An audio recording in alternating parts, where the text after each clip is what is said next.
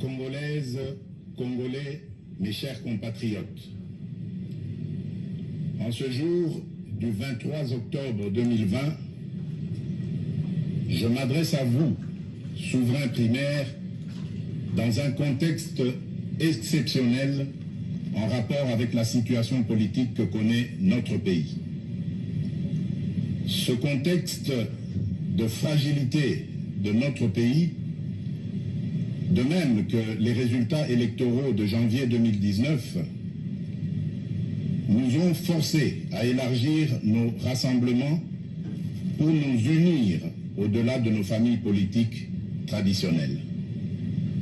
Cet effort de recomposition a touché aussi bien le pouvoir sortant que l'ancienne opposition, ce qui a conduit à une situation inédite où des adversaires farouches d'hier sont devenus des alliés.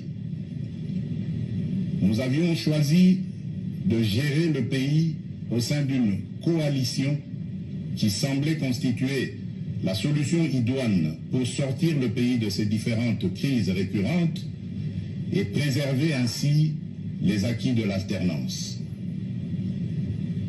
Malheureusement, près de 2 ans après, les divergences qui persistent entre les partis signataires de cet accord plombent les ailes de l'espoir de notre envol vers le développement.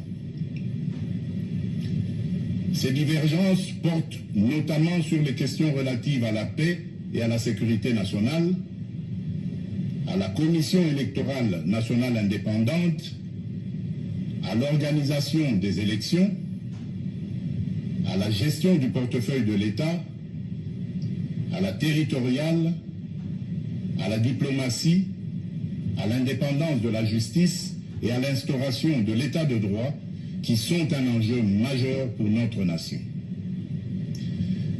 L'importance de ces questions me convainc qu'elles ne doivent être laissées à la merci d'un seul groupe politique.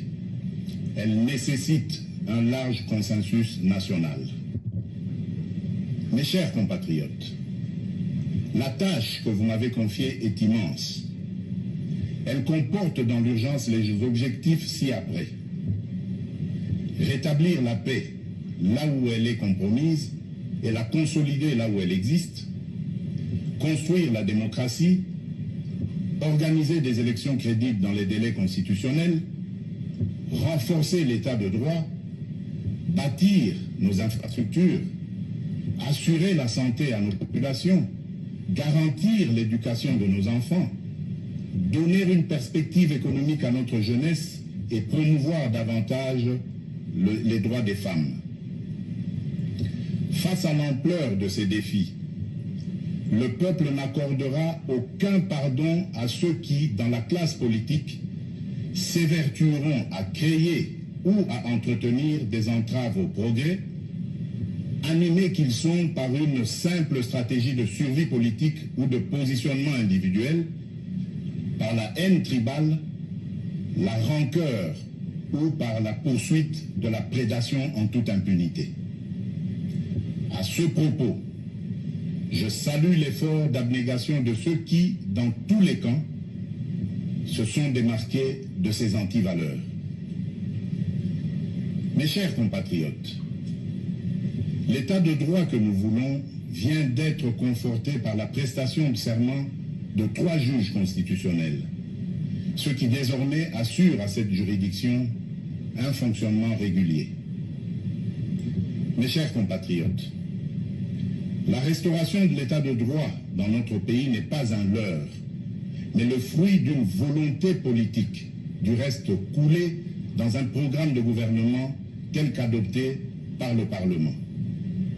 Il demeure vrai que sa mise en œuvre énerve certains nostalgiques, habitués à l'impunité et au traitement de faveur. Ceci étant, le partage des valeurs liées à l'état de droit et à la justice constitue la condition sine qua non de tout partenariat aux actions de mon mandat. Mes chers compatriotes, chaque année, plus de 2 millions d'enfants congolais naissent et s'ajoutent au nombre déjà important de notre population. Nous sommes individuellement et collectivement responsables de leur destin.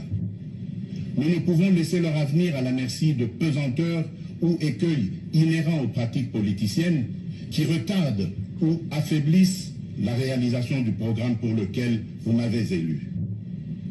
En tant que chef de l'État, représentant de la nation et symbole de l'unité nationale, j'assure par mon arbitrage, en vertu de l'article 69 de la Constitution, le fonctionnement régulier des pouvoirs publics et des institutions, ainsi que la continuité de l'État. Je réitère l'engagement de mon serment de ne jamais faillir à cette mission sacrée et de ne jamais trahir le Congo.